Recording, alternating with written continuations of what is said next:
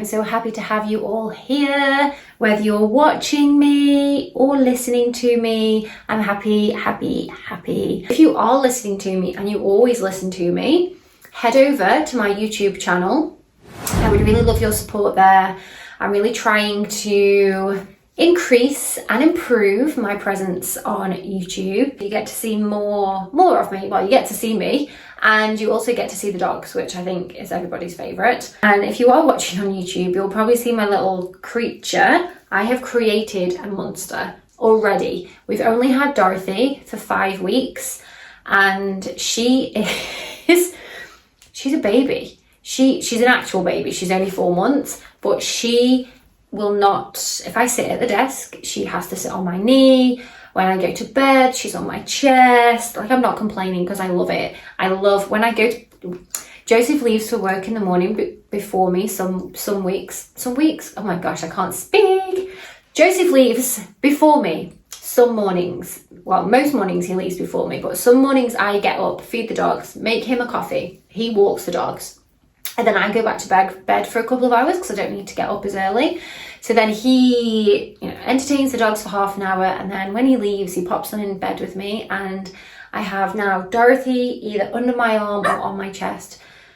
George is under the other arm. Ted is between my legs, and I really want to roll over, but I love it. It's so cute, and I can hear them snoring, and I just feel the love. I feel the love from them. So yeah. Well, I went off on a tangent then. Yeah, if you watch me on YouTube, you get to see all of that. And I've just posted my second vlog as well, where I share a little bit about the things I keep on my desk, which might seem a little bit random, but there is meaning to them, and there is sentimental value, and what I learned from one of the hardest times of my life. So that's in my vlog, as well as coming out on date night with us.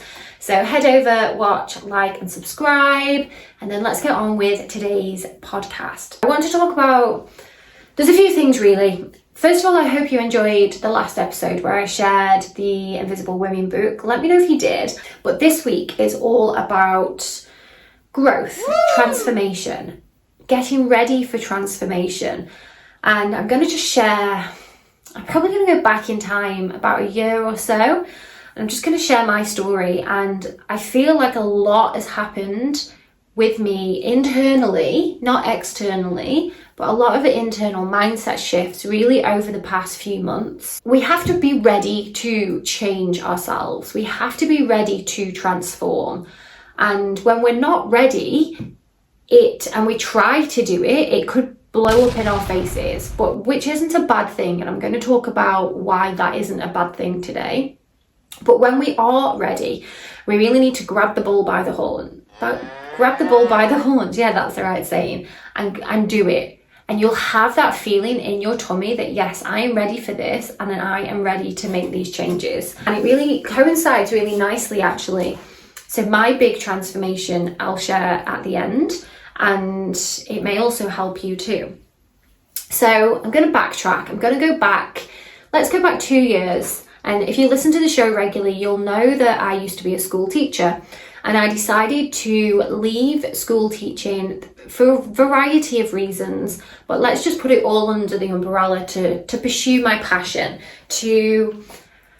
I guess I had a new life purpose, and I wanted to pursue. I was having that feeling. Dotty's trying to bite me because I'm talking with my hands. I had that feeling, and I can only describe it. Someone asked me the other day, how do you know? And the only way I can describe it is when you go shopping and you find something that you really love, you try it on, or you see it and you're like, you're iffing and ahhing, and you don't get it on that day, but then you go home and you can't stop thinking about it. Now, this happened to me years ago. Really trivial story, but in River Island, when I lived in the UK, I fell in love with this fur jacket. I went home, didn't buy it, couldn't stop thinking about it, and when I went back, it's like a vintage fur, it had gone. I managed to get one delivered to Stoke-on-Trent, because then I was like, oh my god, I lost my chance. And it was this feeling, I guess, similar to the fear of missing out, but you're missing out on an opportunity, and deep down inside, yes, a new coat isn't a big opportunity, but something that I realized that I really wanted after. So this is the feeling that I was having when I was ready to leave school teaching, and I was done. I was really excited and I was ready for my next step, completed my courses, coaching, yoga teaching, sound healing. What else did I do? Reiki. I had all of these things ready to go, and off I went. So left school, came to September, and I was freelance, ready to start sharing. I got a business coach and I just went for it. However, over the first year, so it's been 2 years now, so over my first year, I did hit a wall where, particularly with coaching, not so much yoga. Yoga I slid into, got my studios, private clients, and that is sort of like my staple. That's my backbone. But I pressured myself to do more instantly. So instead of really just focusing on, okay, let's start with yoga and we'll start to add these different offerings as I go, I just went full in with everything, and I expected, and I put the pressure on myself, I had to get everything right. Now looking back, and especially after this week when I've reflected on my path on the last 2 years, why did I do that? I did not give myself permission to continue learning, to learn how to be self-employed, to learn how to be freelance, to learn how to manage my time, how to promote myself, market myself, use Instagram, YouTube. I expected myself and put pressure, and it was only me doing this, put pressure on myself to get it all right straight away. And I hold my hands up now, I didn't. What actually happened was towards the end of last year, when I was putting my last coaching program together, I'd gotten to a point in my coaching that I was looking at the coaching industry and I had a kind of bitter taste in my mouth. So I'd fallen victim to the, I make 10K months and this is how you need to do it if you want to make 10K months as a coach, and you need to put your programs through like this, and this is how you attract your clients, and blah, blah, blah, blah, blah. So much noise, and I couldn't take it. I was trying to put myself in everyone else's box and it stressed me out. I was then also noticing in the coaching industry that it's kind of, I don't know, fickle, fake, and there's people who, this is an exaggeration by the way, but it's a nice way to summarize it. They break up, they have their first breakup, they're 21, first breakup, they get over the breakup after a few weeks, find someone else, then they're a coach. Let me coach you on how to get over breakup and find your true love. And I really found that I was like, hang on a minute, it shouldn't work like that, but it does, because the coaching industry isn't actually regulated. So you can pull something out of the air and coach on it. Obviously you need to, there's things you can and can't do, but you don't have to have the certificate. So I started to have this bitter taste in my mouth. I started to notice this, and I started to see these people, and some people that I knew, not friends, but I knew personally, that were, I'd be having a conversation with them and they would say, oh, I'm so unlucky in love, I can't meet anybody, and fed up with men, hate men, and they suddenly have a boyfriend and they're coaching on relationships, and this is how you have a healthy relationship. All of this advice, and sign up for my new coaching course, and I was like, what? This is not an industry that I feel like I could be part of. So I started stepping away. Now, when I joined and I completed my coaching certificate in women's health, I wanted to support people. So I've been through all of the things.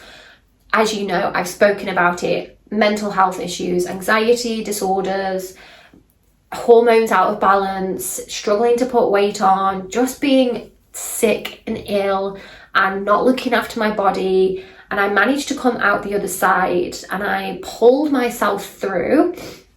And as I was going through that, I didn't have a coach until the very end. And then I was like, oh my God, I would love to help people in this way, because I feel like I've got 4 or 5 years of experiencing crap, if not longer, that I can really support people. So I'm going to learn how to do it properly. And then that's where the missing link is with some of these coaches, that learning how to do it properly.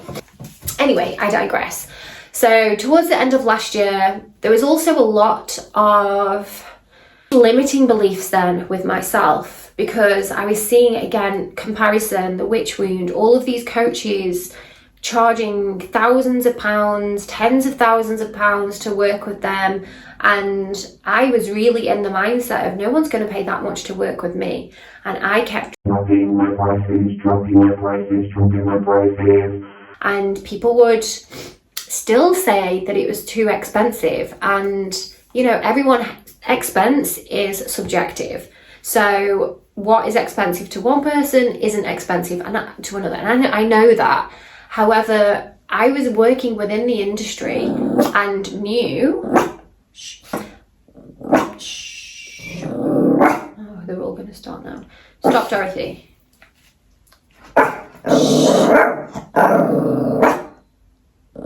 Stop. He's not coming here.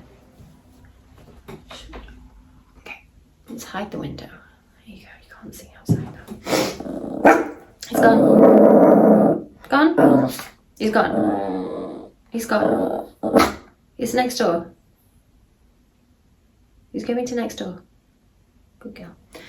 So, the light's off now. Go away, delivery man. Go. There's a delivery man right at the bottom of our driveway. He's not even coming to our house. Just wait. No, he's on his phone. It's okay. I've lost my track of thought now. You put me off now. You put me off.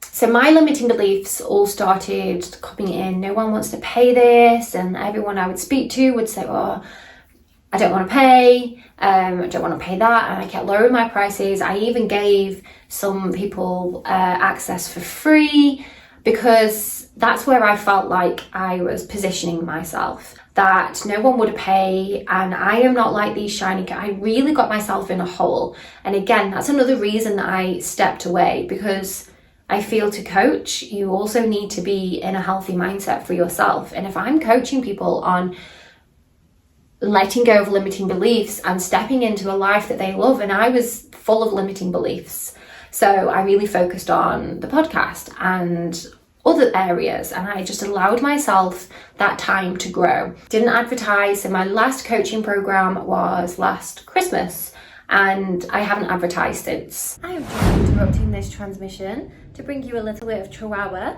and to remind you, and Dorothy wants to remind you, to please like and subscribe. So if you're finding yourself coming to my channel often, if you like what you hear, like what you see, every single like, every single subscription really, really means the world to me. I am planting this podcast seed, YouTube seed, with my bare hands from scratch. At the moment, that I am the editor, the creator, the director, the presenter. So every single little bit of support really means the world to me. It means that I can get on some more amazing guests, grow my podcast, grow my little YouTube studio, so that I can bring more of what you like to hear.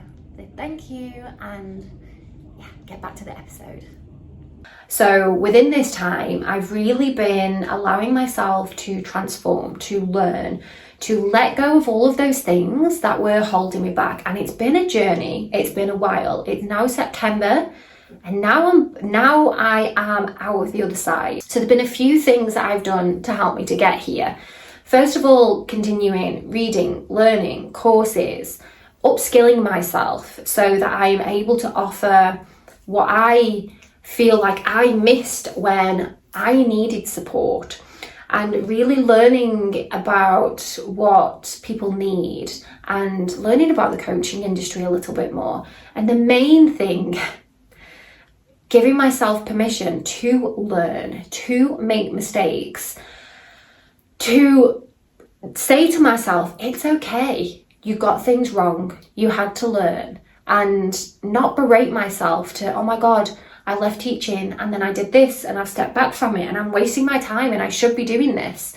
Instead of going, do you know what?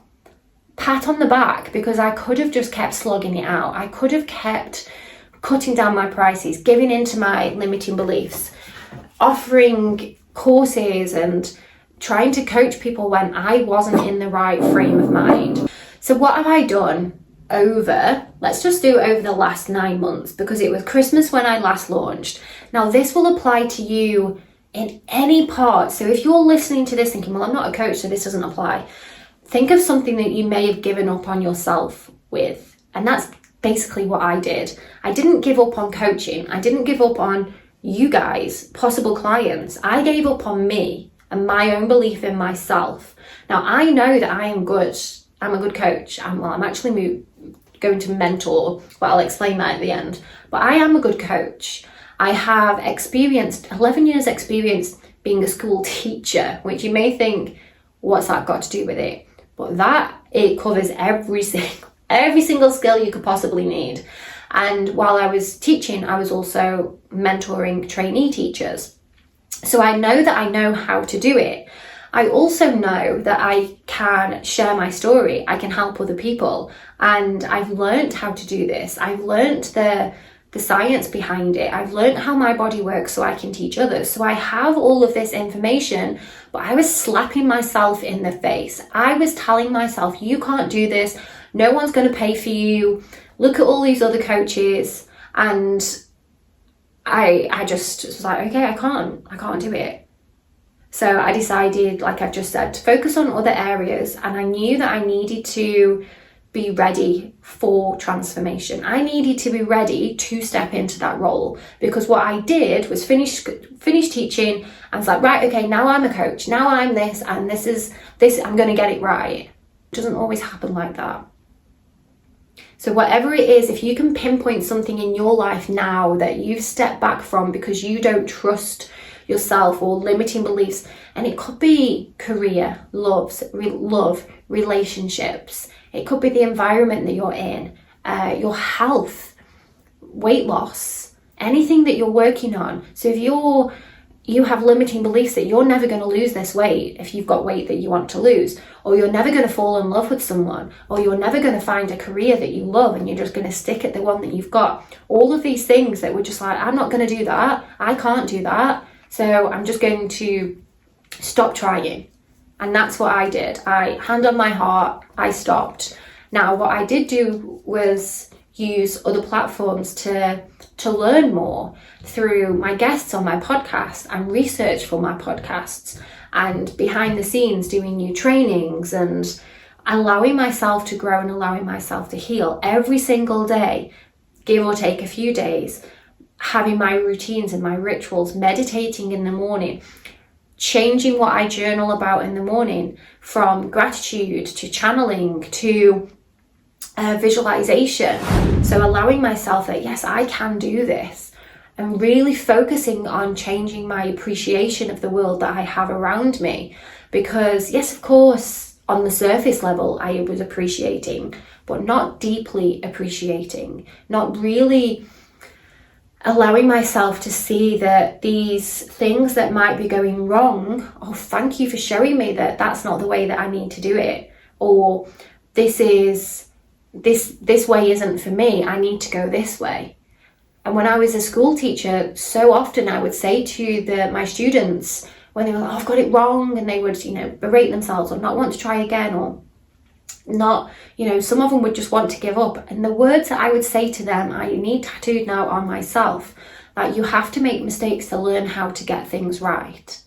Unless you get it right the first time, amazing, then you can push yourself, like, what next? How exciting, you got it, well done, what next? Let's go up a level, upskill, up level. And if you get it wrong, okay, why did it not work out? Why was not the right answer? Which way do you need to go? And that's the permission I wasn't giving myself. I was being so hard on myself that I just stepped back and unknowingly did take those 9 months to grow and to learn. And I'm so glad that I am me. I appreciate myself there, because I could just keep going and just giving up and all of the realizations that I've had. But it's okay to be learning. So all of the things, I could reel off the list. It's okay to be wrong. It's okay to speak to the wrong people. It's okay to make mistakes. It's okay to feel off. It's okay to feel sad. It's okay to feel angry. All of these emotions, it's okay, because if we don't feel these, we're never going to come out the other side. What the realizations that I've come to, and these happened, I would say, over the past 3 or 4 months, and I was asking the universe, because I said yes to opportunities that didn't quite work out, and then I was like, why have I done this again? For God's sake, why did you agree to these things and they're not for you? It's okay. I have to agree to these things. I have to do the things that I realise that actually I don't think this is meant for me, because it hasn't worked second time around. And now I actually realise what I do want, because that didn't work. So what I was doing in the mornings with my rituals is asking, okay, show me a sign, give me some signs, show me which direction that I need to go in. Do I need to stay here and commit to this, or do I need to switch and go somewhere else? And I didn't have, at that time, a go somewhere else option. I didn't really know. 3 or 4 months ago, I was like, do I go back to coaching? Do I go back to mentoring? I don't know. So I was asking, waiting for the signs. And in 1 week, after I'd asked for a sign, what do I need to do? 3, 4 ladies after a yoga class said they really love my class. Obviously, they all use different words, but they really love my class because it's so holistic. They like how I use essential oils. They like how I talk about mindset. They like how I always start with a bit of a TED talk at the beginning of my class. They like how I share, how I talk about health and wellness. So I weave everything in small amounts. Obviously yoga, I mean the studio is the main part. I also use my sound healing. So between them, they were saying, we love that you have this whole package. It's our favorite class. And I was like, okay. The first time I was like, oh, well, thank you so much. And then a lady came to me and said, thank you, you're the reason I started yoga. And I was like, oh my God, all these compliments. So I started to reflect on that. I was like, okay, so if these women really love all of this that I am doing, why am I not focusing on this? This is obviously what I am good at. Yoga, holistic health, sharing, talking, sharing my stories. So I was kind of doing it all chopped up all over the place, because again, it was a confidence thing. Do people want to hear this? And in the yoga studio, I'm comfortable. So doing it within there, amazing. But then I was like, I need to branch out with this. I am ready to transform. If I have done what I am putting together now, 12 months ago, it wouldn't have the same effect. I was obviously not ready to transform into Joanne, the coach, or Joanne, the mentor, instantly, as soon as I left school. It wasn't meant to happen. And I'm okay with that. I tried. I had my clients. I helped. I'm not saying that I was shit. It was my confidence in myself and lowering my prices again, putting all of these things down and then just stepping away completely. So then, fast forward a little bit, when I was in Bali, I had this amazing experience, amazing healing experience. And I went to, actually, I'm not going to go into it all here because I made a YouTube video. So if you want to learn about my healing experience in Lemuria in Bali, go and watch that and then come back. Come back. You're about 20 minutes into the podcast. So following that experience, one of my intentions was to leave my limiting beliefs, to leave all the shit that I don't need. And, you know, it was probably worded a little bit better than that, but that was the gist of it. And leaving that place, I feel like I'd achieved that. I felt lighter when I left there. So of course, then I was ready to learn more. What else? So I already had in my mind, okay, how am I going to bring all this holisticness together? So my original thought, and you may have seen this on my socials, was to just focus on people who do yoga. So if you do yoga, this is how you use essential oils, and this is how you can make your yoga practice holistic. And I still felt like I was pigeonholing myself. There's just something still missing there. So I asked again, did my rituals, writing in my journal, and I actually sent a voice note to my friend. So to thank her for being upset last week. So last week, my friend, she's still a school teacher, was so upset, crying. First 3 weeks of school were a nightmare for her. And she just didn't have anywhere to turn. And I know from being a school teacher, if you have a weakness or you go to whoever, the powers that be, and say, I need help. No, not that if you have a weakness. If you ask for help, it doesn't necessarily mean it's a weakness. It will be seen as a weakness. I'm going to do a podcast on well-being in the workplace. But that was, again, coming to the reasons why I left school teaching, because I didn't feel like my well-being was supported. And sharing with her, and I got to a point when I was, giving advice and telling her try this and do this, and she knows, she does the practices. And I was like, can you not ask someone at work? Tell them at work that you're really struggling.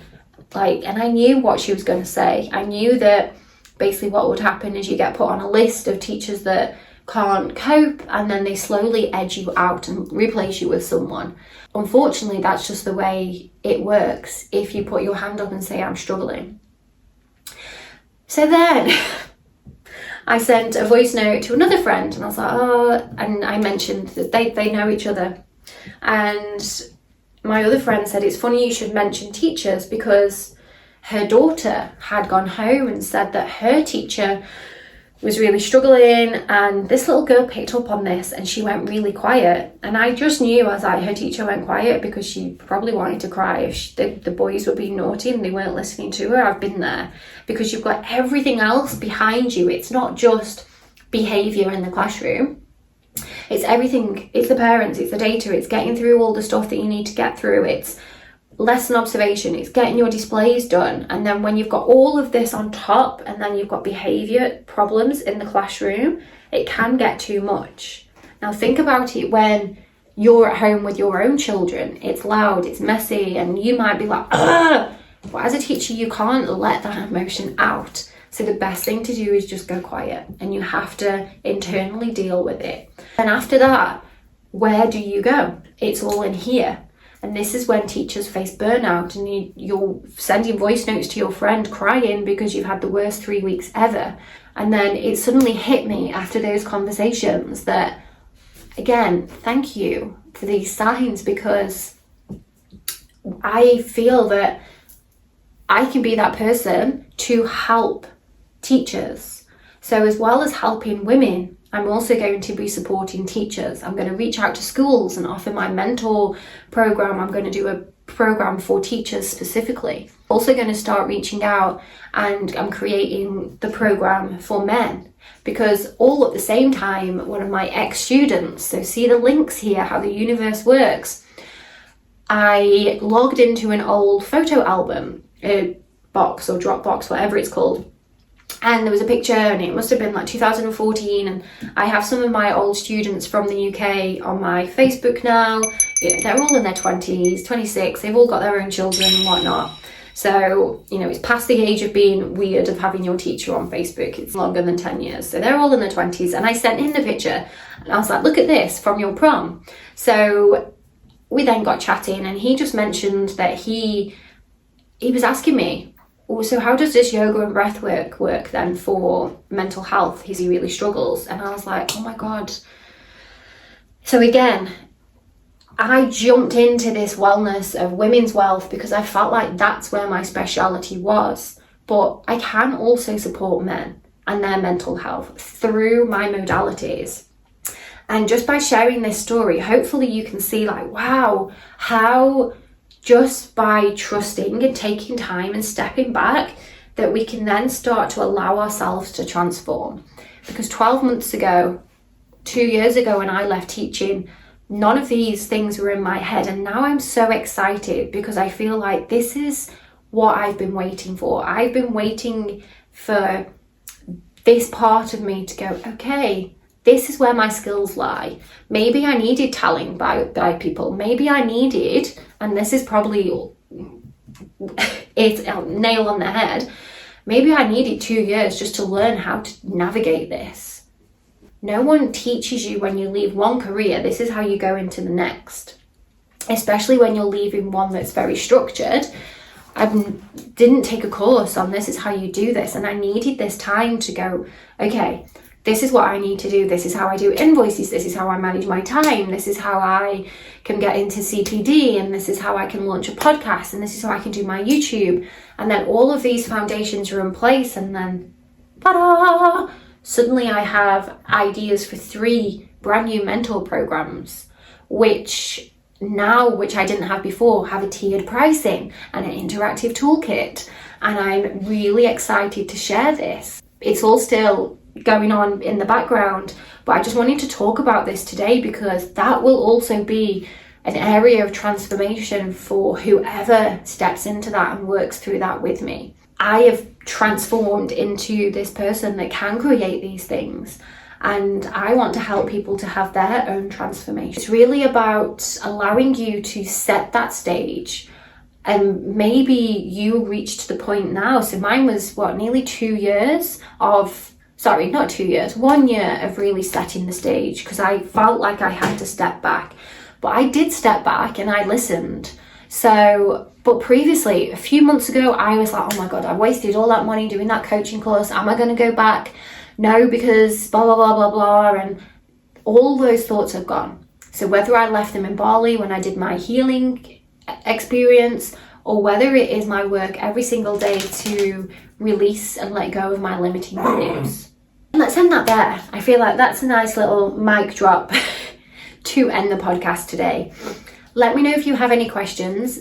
Also, let me know if you would like to be in my subscription list. I'll be sending out early bird offers for my mentor program. I'm looking to launch on the 11th of November, 11/11, of course. And if you're a teacher listening to this, there is going to be a teacher version. If you are a man listening to this, there's going to be a male version.